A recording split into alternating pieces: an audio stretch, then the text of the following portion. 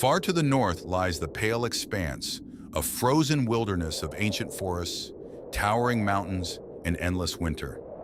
It is a land few enter willingly, and fewer still leave unchanged. At its heart stands Auroralin, the greatest settlement of the north. A city built around ancient hot springs beneath the dancing lights and protected by towering walls, it is a beacon of warmth in an otherwise unforgiving land.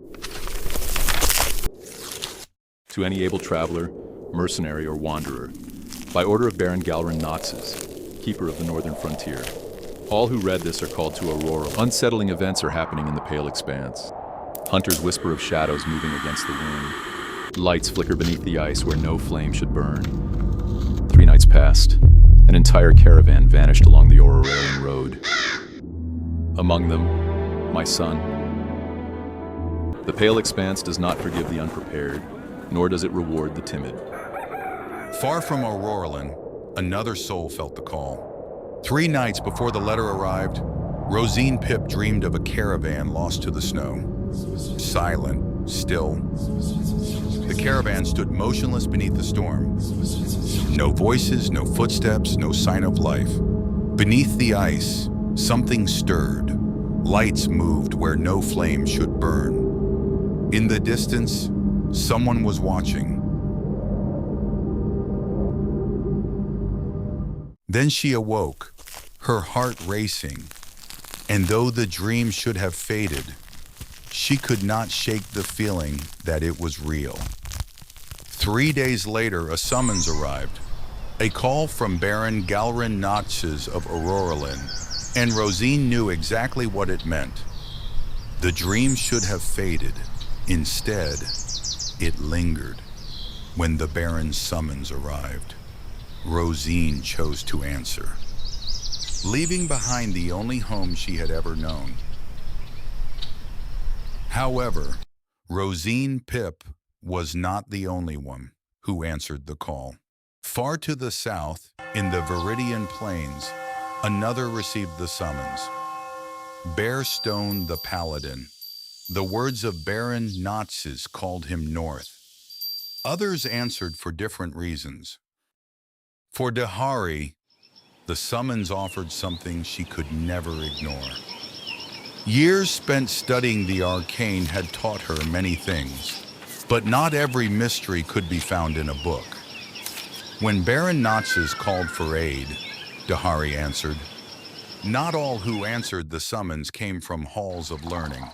Some belonged to the wild, deep within the forests. The Baron's letter found Rowan sage, and the call to the Pale Expanse could not be ignored. Not everyone who answered the summons sought glory. Some carried secrets of their own.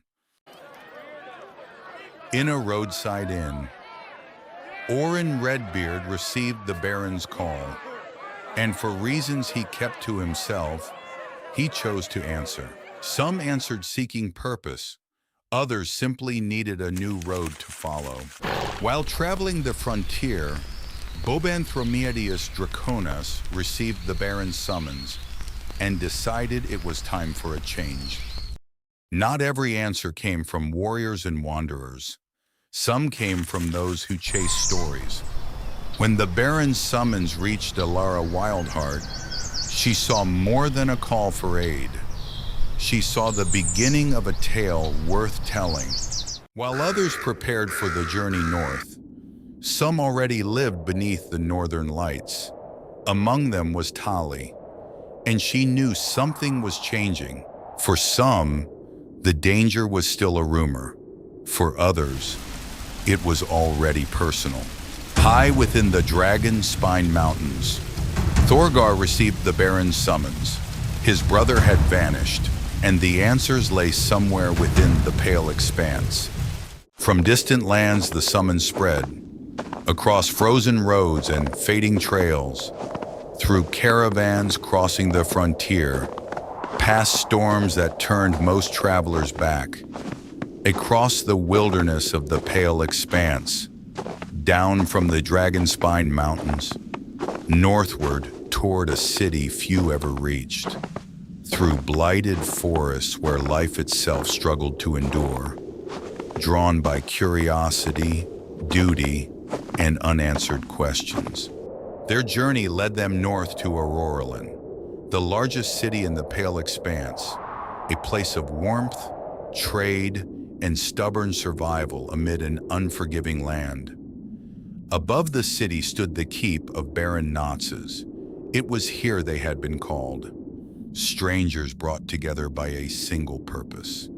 A young man had vanished, the Baron's son, and before the night was over, their lives would become tied to his fate.